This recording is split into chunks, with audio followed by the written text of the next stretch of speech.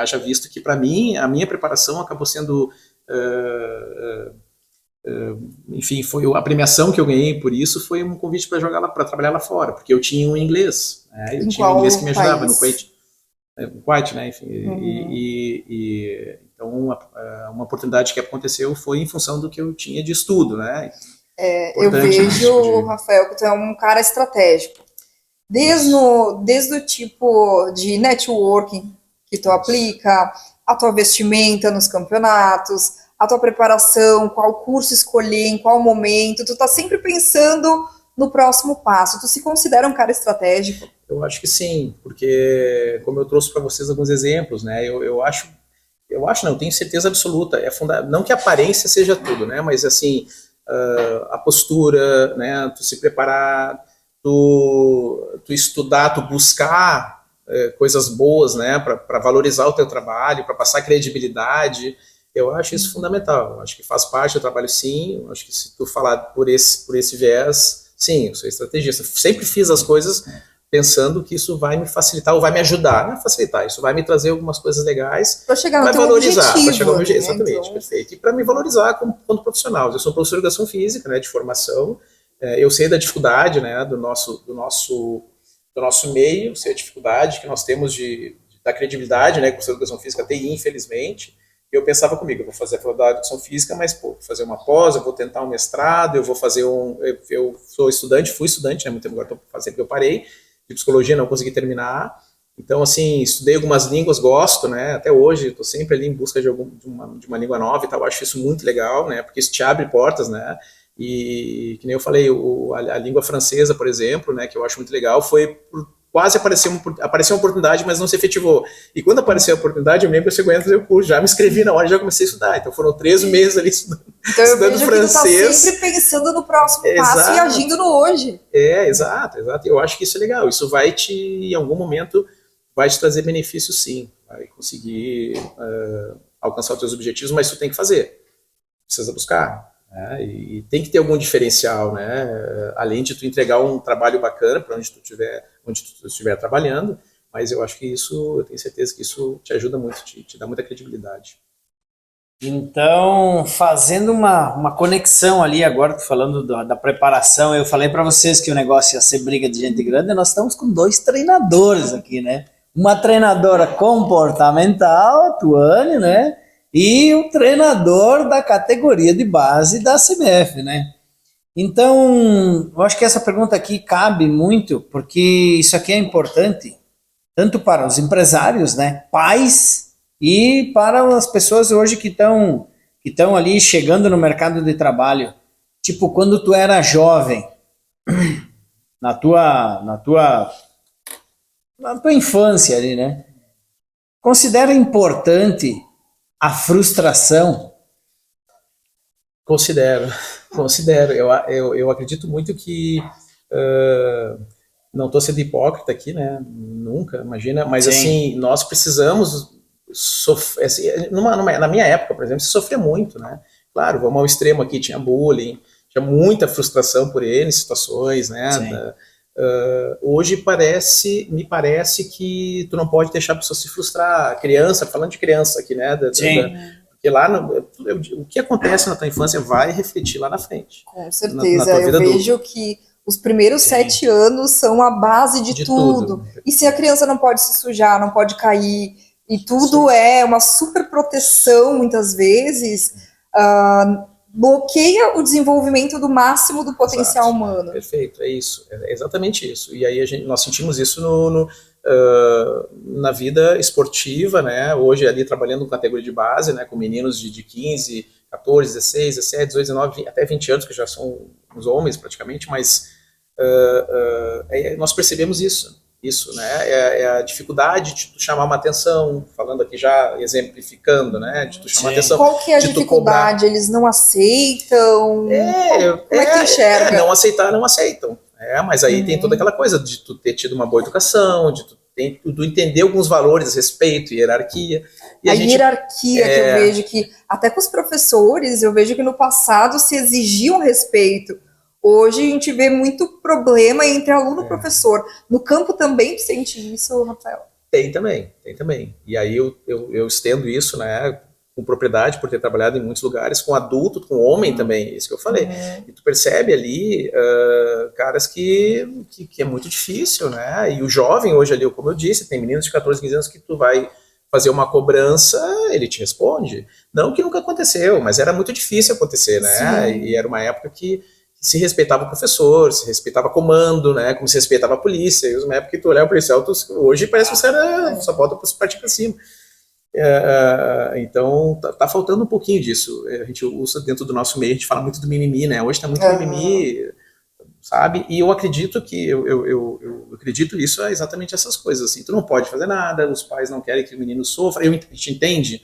Né, é um cuidado, mas excessivo. Quem ama também dá limites. Exatamente. Quem ama também diz, olha, não tá legal, tu pode fazer melhor. E não só eu elogio também, né? Dizer não, reforço positivo é importante. Aprovação quando não tá certo. Exatamente. Então a dificuldade dos pais, vou aqui falando, né? Não tô criticando dizendo que é isso, mas a dificuldade de uma criança hoje ouvir um não é muito difícil. Nós em muitos momentos temos uma dificuldade de dizer não. Só que isso tá trazendo uma geração com muita dificuldade, como tu falaste, Tony. Não é só aqui, não é só nesse momento, é lá na frente, vai explodir, vai chegar um cara com muitas feridas, né? Vamos aqui trazer muita ferida emocional, né? E isso tem que ser sanado ali. Uma das maneiras, eu acredito que seja isso, é tu deixar esse menino viver um pouquinho, sofrer um pouquinho, né? Ali, tu não precisa super proteger, colocar num copinho ali, e não pode fazer nada com meu filho. Isso tu vai criar e tu vai fazer com que surjam homens com muita dificuldade. E, Rafael, questão de mentalidade. De 0 a 10, quanto que tu considera que o desempenho, assim, para o sucesso, para chegar lá, vencer campeonato, ser o melhor, o quanto que a mentalidade influencia além do treino e tudo mais? Eu não vou falar, Tony, poder te trazer isso em números, né? Mas eu acredito que hoje ele tá aí dentro dos 40%, 30% dentro de um ambiente ali, né? Tu tem lá a parte física, a parte tática, a parte técnica, cada um tem. Mas hoje o mental, ele é fundamental. Rimou, né? É o que fundamental. Tu vê assim que tem dois que tem a técnica perfeita. O mental é que vai fazer a diferença. O mental forte vai fazer. Eu trago um exemplo que eu gosto muito, que o Biel traz muito isso, né? Ele usa esse termo que é clichê, mas é muito legal o jeito que ele fala, que no pedido de tempo, por exemplo, gente, o nosso mental não tá legal. E é verdade, é aquele momento que tu desfoca, o momento que tu tá inseguro, que tu ou tá achando que vai perder porque já o outro time tá ganhando. E tu trazendo isso para um mundo de jovens, de crianças, né, é muito potencializa, é muito mais difícil ainda, né, se eles tiverem com o mental fraco, porque é uma época, é uma fase, né, da psicomotricidade, é uma fase ali que eles precisam estar bem inseridos no grupo, eles precisam estar confiantes, né, que eu acho que é uma das principais características dessa fase, assim, a diferença daquele menino que é muito malandro, que é despojado, que consegue fazer as coisas, daquele menino que é intrínseco, que não consegue, que tem inseguro, que tem medo, porque ele tá bem, né, ele tá confiante, ele tá sendo bem recebido, né, ele consegue fazer as coisas, ele é elogiado, Então, eu acho que é isso, né? Por isso que tu foi buscar a psicologia para melhorar. Exato. Quando eu comecei a fazer o curso, eu me lembro que todo mundo falava, e eu estava, nesses primeiros semestres, eu estava em Santa Catarina, no Inter de Lages, né, na Uniplac, e eu me lembro que eu era um peixinho fora d'água, porque tinha muitas mulheres, né, a turma era recheada ali de meninas e tal, tinha 3 meninos e mais um outro. Nós éramos em 4 e o resto tudo menina. E eu me lembro que cada muitas dessas áreas, assim, ninguém do esporte. E eu cheguei e todo mundo, mas o que esse cara aqui, o treinador da cidade, está fazendo aqui? E era difícil, porque, queira ou não, quando tu é o treinador do time principal da cidade, todo mundo sabe quem tu é. Porque ele tem aquela questão, né, do jornal, do perde o jogo, a rádio, né, a televisão local, aquelas coisas, tudo muito simples, mas enfim, tu acaba sendo conhecido. E o pessoal falava, eu digo, gente, eu vim buscar subsídio pro meu trabalho, eu preciso saber mais, eu tenho que tentar melhorar, né? Então era uma visão que eu tinha e tenho até hoje, né? Porque tu lida com gente. Se a gente não entender de gente, o que sobra, né? Não tem. Hoje eu sempre digo, eu sei que ainda é uma linha muito tênue, assim, né? Tu tem que cuidar, porque tu pode se perder. Daqui a pouco tu tá ali pensando num ser humano e nós, enquanto profissionais, falando de rendimento e de adulto, tu tem que entregar alguma coisa. E aí o entregar no alto rendimento no esporte é colocar a taça no armário. Se tu não coloca, muitas vezes tu é considerado como um cara ruim, ou que tu não é bom, né? É mandado embora, enfim. Aí... Só que nós precisamos entender exatamente isso, que vai muito além de uma taça no armário. E aí não é ser hipócrita. Tu precisa, eu agora falando de jovens, tu precisa trabalhar a formação desses caras também. Formação social, ajustada. Exato, eu não posso ser um pai, mas tu em algum momento acaba sendo um pai, um psicólogo, um tio, né? Mas nós somos professores, né? Quem eu digo. Nós somos pedagogos também, né? A minha formação ela é professor de educação física, então eu não consigo separar ser só um treinador e tal e esquecer do outro. Sempre ele tá ali comigo, ali, me cutucando, dá uma olhada que ali tem que ser o prof agora. Eu acho que essa pergunta agora que me veio em mente aqui, eu acho que ela entra bem nesse aspecto aqui, porque quando nós falamos de perfil comportamental, entender quem que é, como que tu vai agir com esse... os meninos que chegam aí, né? Eles chegam aí com o quê? 13, 14 anos? 14. Para nós, no rendimento, eles chegam com 14, 15. E ali nós temos como de praxe falar que eles entram para dentro, eles entram para o profissionalismo, né? Ali a gente começa a dividir os meninos que vêm de escolinha, que são para aqueles que chegam ali para treinar. E aí o que eu uso geralmente de balizador para isso é aquela coisa, a quantidade de treino, o sistema do clube ali, ele é profissional, então os meninos treinam quase todos os dias, né? Alguns todos os dias, outros 3, 4 vezes por dia, eles vivem longe de casa, aí já começa a entrar com a bolsa atleta, que é uma coisa que ajuda para eles poderem se manter, sobra um pouquinho, vai subindo, eles ganham um pouco mais o salário, então eles conseguem vir uma profissão. É uma profissão. Ali, quando eles entram nesse funil, né, que é um funil, então eles viram atletas profissionais nesse momento, né? E quando nós falamos de atleta profissionais, eu gostaria de saber assim, que ponto o que acontece quando o menino ele tá jogando assim só por treinar ou ele tipo assim, não, agora ele é profissional. O que muda assim quando ele é profissional e quando ele chega ali só para jogar?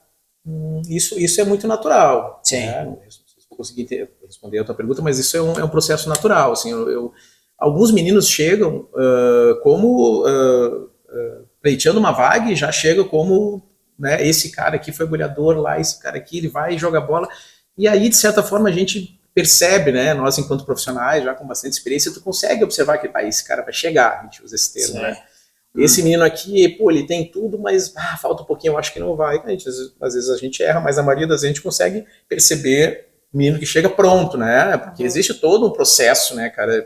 Ele tem que ser lapidado, ele tem que vir, inclusive uma das coisas que a gente conversa muito hoje, até a gente falou bastante sobre isso, ele precisa ser preparado lá na formação, né? Sub-9, sub-11, sub-13, aí quando tu chega no 15, que é o rendimento, que tu começa a especializar, né, que é uma fase que tu começa aí a colocar bastante informação, e aí ele já vai treinar todo dia, já tem a carga da questão física, ali começa a se definir. E quando eu falo funil, porque entra muita gente e acaba sendo muito poucos, né? E é natural. Isso, exato. E eu percebo assim, na vida é assim, no esporte, nos negócios, aquela pessoa que espera ser escolhida para depois treinar que nem profissional, para depois fazer a dieta, fazer tudo como profissional, não dá certo.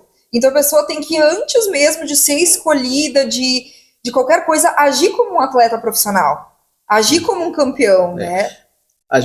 Nós cobramos ali, eu uso muito esse termo para os meninos quando eles chegam, cara, vocês deixam de ser jogador de bola, hoje vocês são atletas, né? Porque a diferença do atleta para o jogador de bola, todo jogador de bola todo mundo é. Porque tem que virar uma chave. Eu digo, se a gente quer ter resultado profissional, a gente tem que agir como profissional. Exatamente. Então o atleta profissional, tá chovendo, tem sol, ele vai, né? Então a pessoa de resultado, de alta performance, seja a área que for, ela tem que agir como profissional. Eu vejo o empreendedor, né? Ele diz assim, não, mas agora eu sou pequenininho, então, mas haja como grande. O que o grande está fazendo? Replica isso na tua vida. Né? E o atleta, ele dá uma lição de moral na gente, porque é aquele poder mental, aquela resistência, sabe? Tá difícil, mas vai, faz e se supera. A vida do atleta é muito difícil. Às vezes as pessoas têm uma falsa ilusão de que, é só glamour, é muito legal. Esses dias não, já faz um tempo que teve um estudo, não sei se foi a USP ou foi a Confederação Brasileira, trazendo números, né, sobre a questão do futebol profissional. Cara, é menos de 1% de atletas, olha só, menos de 1% ganham esses valores que todo mundo olha, 500 mil, 600 mil, 1 milhão, o resto é tudo assalariado, 80%, 80 e poucos por cento do mundo do futebol, os caras, e quando eu falo assalariado, é cara que ganha 2, 3 mil reais, sabe? E aí, bom, aqueles que ainda conseguem, que tu vai para um clube, que o clube, falando aqui, bem, exemplificando bem prático, assim, sendo bem prático, aquele cara que tu vai para o interior e ainda eles conseguem, que tu pode levar tua esposa, conseguem um trabalho para ela vai trabalhar, consegue a refeição.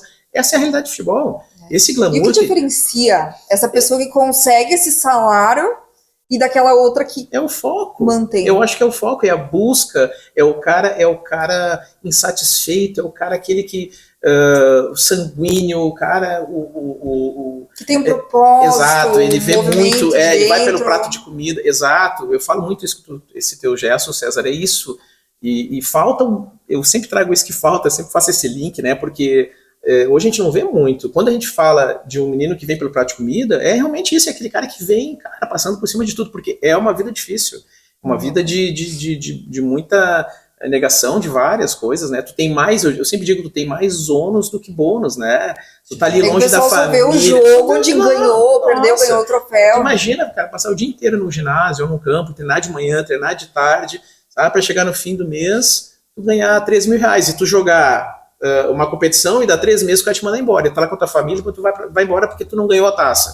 Ou mudança de cidade, aguentar tudo isso, suportar esse processo, né? Para talvez chegar lá na realização do sonho. Né? Que é o funil, que vai chegar a pouquíssimas pessoas. Então, assim, eu acredito muito, a determinação, a vontade, obstinado, eu acho que essa é a palavra, aquele cara que é obstinado, e aí eu vou trazer outra coisa para vocês, não é o craque, o talentoso, né? Isso a gente percebe no dia a dia trabalhando com esses meninos. Não é aquele que é o bonzão que chega nesse 1%. Não é o cara aquele que era o mais focado. Que não desiste. Que talvez não aparecesse tanto, né, na época dele, mas tinha aquele outro, mas ele era determinado e o outro era aquele, o cracão e tal, né? Só que ele era aquele cara determinado, eu corria por fora, ele chegava primeiro, eu sempre digo pros grupos, chega primeiro, sai por último, os goleiros gostam muito disso. Então chega primeiro, sai por último, sabe, faz tudo que tem para fazer, se dedica, ajuda os outros, né?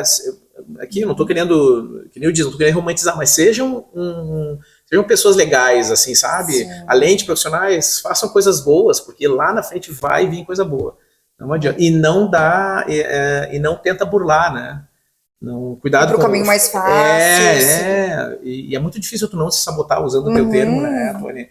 É muito difícil tu não se sabotar, né? Eu vejo que a gente perde muitas vezes para nós mesmos. Exatamente. Eu digo para os meninos ali, até em alguns momentos eu coloco ali um post falando, gente, a briga é sempre eu contra eu, é eu contra o meu eu.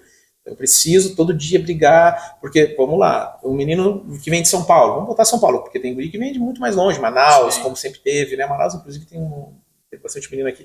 Então, vem menino de São Paulo, tá longe da família, tem 15 anos, nunca foi longe da família, 15 para 16. Já tá com uma dor emocional. Já tá com uma dor emocional, é a cobrança do treinador toda hora, é a briga interna, porque existe uma briga respeitosa, mas todo dia para ti ser melhor que teu companheiro, melhor que você, melhor que teu companheiro. Jogo. Eles estão buscando o seu melhor lugar ali, exatamente. Aí tu tem a cobrança do clube, né? Que nem eu falo, nosso clube aqui é um clube muito grande, nós trabalhamos para ser campeão, né? E respeitamos todas as equipes, mas ali o trabalho é feito para te ser campeão. Nós não podemos trabalhar com a estrutura que a gente tem e trabalhar só para participar. Então é difícil porque a cobrança é alta. Tu tem a cobrança de um pai lá fora, tu vai para um jogo, daí é o adversário do outro lado xingando. As pessoas não têm noção, né? 15 anos ali, eles estão lá, isso, aquilo. E se a pessoa não tem uma mente desenvolvida, ela vai absorver, achar que ela é ruim. Não vai conseguir, exatamente. Aí entra aquilo que eu falei, esse menino precisa estar confiante. A partir do momento que tu perde a confiança, a tendência de tu fazer coisa errada ou de tu falir é muito fácil de acontecer. Então, trazendo todo esse contexto, né, a gente percebe que é fundamental isso aqui que a gente está conversando aqui. Não tem como. E sucesso treinável? Boa pergunta. Eu acho que o sucesso é treinável, sim. Eu acho que é treinável. Eu acho que tu eu tenho certeza absoluta, tu não vai alcançar o sucesso indo nos atalhos, sabe? Isso é muito comprovado. Não tem como. E aí, de novo, não quero ser aqui, né, enfim, que bonitinho falar palavra. Não é, mas é verdade. Se tu tentar um atalho, tentar alguma coisa assim, talvez até tu consiga em algum momento, mas lá na frente vai bater na trave. Não tem como tu pular algumas coisas. E por isso é que eu digo, o cara aquele que é o aquele predestinado que vai, que faz, destemido, não importa o que aconteça, eu vou lá e faço. Abrindo parênteses, um exemplo, assim, né, nós temos um menino que chegou aqui, passou na avaliação, e na avaliação de 2023, de 23 ele passou, ele não passou, mas ele ficou são 300 meninos, 300, 350 que fazem ali a avaliação, né? Para 6 vagas, 5 vagas e tal. É muito, é um vestibular, às vezes 10, dependendo da categoria. Esse menino, ele passou, ele chegou na pré-lista, né, nesse ano de 23, mas ele estava muito gordinho. Ele estava ali com 100 quilos, assim. E aí ele chegou e ele tinha uma qualidade muito legal, só que quando ele chegou ali, me lembro que eu chamei ele para conversar, eu e o outro professor, falei, fulano, cara, tu tem uma boa qualidade, treina mais, se prepara mais, mas hoje, para ti estar num rendimento, num clube que nem esse daqui, que exige muito, a tua não vai te ajudar, e tu não vai conseguir, e eu não tenho tempo para te ter aqui esperando tu. E ele saiu dali e falou pra mãe dele e tal, né, teve toda isso aqui, ele ia voltar, disse, eu vou emagrecer e vou voltar, eu vou voltar e vou passar. Aí o que aconteceu? Esse ano ele veio, ele passou, e quando ele passou, ele nos chamou, o senhor lembra de mim? Eu digo, desculpe, eu não lembro de você. Daí ele assim, eu fui aquele cara que tu me chamou lá no final, lembra, pra conversar? E eu disse, aí os guri, aí eu tenho um colega que é o Sandro, né, o Sandrinho, sensacional, um cara que tem um ótimo profissional. Ele tem uma memória que eu sou apaixonado pela memória, porque assim, ele sabe todo o nome ele sabe o nome de todo mundo e tal, e ele pulou, Rafa, esse é aquele lá e tal, eu sei quem tu é, eu digo, legal, e daí ele trouxe a história, né, a mãe dele depois foi ali e tal, e nós aprovamos ele, não foi por isso, aprovamos, e aí ele trouxe, quando ele trouxe, eu pensei comigo, cara, olha que bola certa que nós demos, né? Um cara, que esse tipo de cara. O tapinha nas costas que empurra a pessoa pra frente. E aí a mãe dele depois veio, ele falou, ele parou com lanche, parou com coca e falou assim, eu vou perder os quilos e vou voltar. E aí eu disse, cara, que sensacional essa história desse menino. E ele tá ali, ele tá com muita dificuldade, né? Mas tá ali. E assim, uma das coisas que me trouxe, além da qualidade que ele tinha, óbvio, foi isso. Eu falei, cara, tu imagina um cara com essa determinação, um guri de 14 para 15 anos, né? Agora ele vai primeiro ano de 17, vai fazer 16, eu acho, esse ano. Então tem 15 anos, um baita num cara desse, perder 30 quilos, passar essa fase da adolescência, depois ele negando o refri, negando o X, correndo todo dia, focado em vir aqui um ano depois. Cara, esse tipo de cara me interessa. Esse é o perfil. Esse tipo de cara me interessa. Então, coincidência, né? Tava falando ali, meritocracia, né? Total. A palavra da hora é meritocracia. Esse e com certeza passou por meritocracia. Foco, né? Botou foco ali. E eu quero lembrar aqui outros empreendedores que aqui passaram também, né? O Elton Gialdi foi um deles que falou isso. Que nós devemos lembrar sempre das pessoas que nos ajudam, né? Pessoas que nos incentivam. Mas nós devemos lembrar também das pessoas que, tipo assim, ó, aqui, tu foi um cara legal, entendeu? Tu diz, ó, por isso, tal, não, né, mas... A maneira que eu falei foi legal, podia ter sido diferente. Exato, ele poderia. Então nós voltamos à pergunta que eu fiz antes, né? Tipo, cara, será que é legal ou não a pessoa se frustrar às vezes? Nessa situação aqui foi muito boa, né, cara? Encaixou. Porque, Exatamente. Cara, ele pensou assim, peraí, ele podia ser um mimizento e dizer assim, aquele treinador... Preconceito. Preconceito. Mas não, né? Ele foi para casa e disse, não, eu vou lá, eu quero, porque vai dar certo. E nós estamos apostando em ti, hein, cara? Nós estamos apostando em ti, velho. Gostei dessa história. Muito legal. Uma história real e recente, foi agora, fazendo 30 dias que ele chegou numa cidade de São Marcos, do interior